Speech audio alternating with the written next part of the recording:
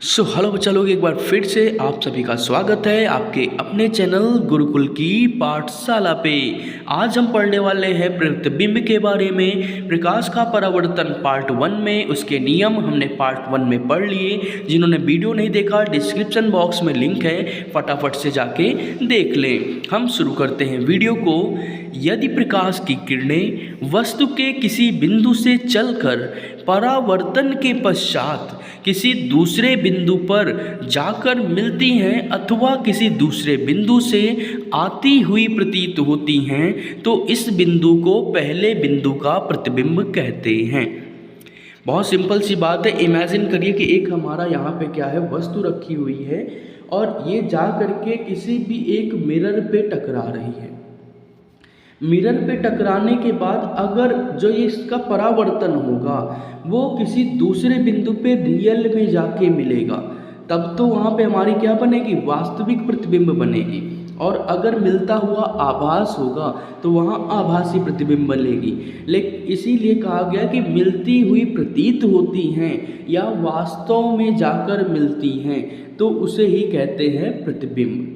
प्रतिबिंब की परिभाषा की बात हमने कर ली है। अब हम चलते हैं प्रतिबिंब के प्रकार की तरफ। तो प्रतिबिंब बेसिकली दो प्रकार का होता है। कौन कौन से हम पढ़ेंगे आगे। तो प्रतिबिंब के मैंने बताया आपको दो प्रकार होते हैं। पहला होता है वास्तविक प्रतिबिंब यानी रियल इमेज, वहीं दूसरा होता है आभासी प्रतिबिंब यानी वर्चुअल इमेज। तो हम बात करते हैं रियल इमेज क्या होती है। कह रहे हैं यदि किसी बिंदु वस्तु से चलने वाली किरणें परावर्तन के पश्चात किसी बिंदु पर वास्तव में जाकर मिलती हैं, तो इस बिंदु को बिंदु वस्तु का वास्तविक प्रतिबिंब कहते हैं। तो जो चीज़ मैंने आपको बताई कि ऑब्जेक्ट से कोई भी किरण निकली, परावर्तन हुआ और परावर्तन के बाद में जब रियल में किसी बिंदु पे मीट करेगी तो उसी को वास्तविक प्रतिबिंब कहेंगे। इसी के साथ चलते हैं हम दूसरे आभासी प्रतिबिंब की तरफ। तो आभासी प्रतिबिंब की बात करें, यदि बिंदु वस्तु से चलने वाली किरणें परावर्तन के पश्चात किसी दूसरे बिंदु से आती हुई प्रतीत होती हैं, तो इस बिंदु को बिंदु वस्तु का आभासी प्रतिबिंब कहते हैं। जैसे इमेजिन करिए कि यहाँ पे हमारे पास में एक वस्तु है और ये हमारा एक दर्पण है।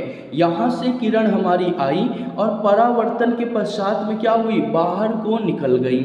लेकिन जब उसको हमने पीछे अवास्तविक रूप में बढ़ाया, अवास्तविक किरणों की सहायता से बढ़ाया, तो वो किसी बिंदु पर जाकर मिली, तो इसे हम कहेंगे आभासी प्रतिबिंब।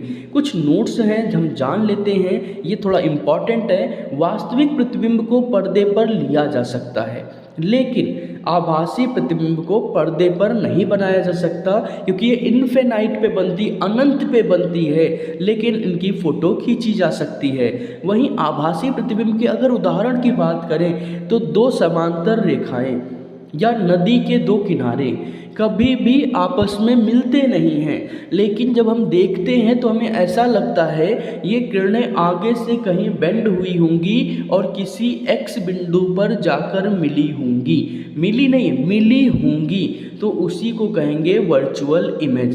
तो इसी के साथ में हमने प्रतिबिंब के बारे में पढ़ लिया, उसके प्रकारों के बारे में पढ़ लिया। वीडियो कैसी लगी कमेंट करके बताएं। चैनल को सब्सक्राइब करना, वीडियो को लाइक करना बिल्कुल ना भूलें। मिलते हैं पार्ट 3 में एक नई वीडियो के साथ। तब तक के लिए बाय बाय किड्स। पढ़ते रहें और मस्ती करते रहें।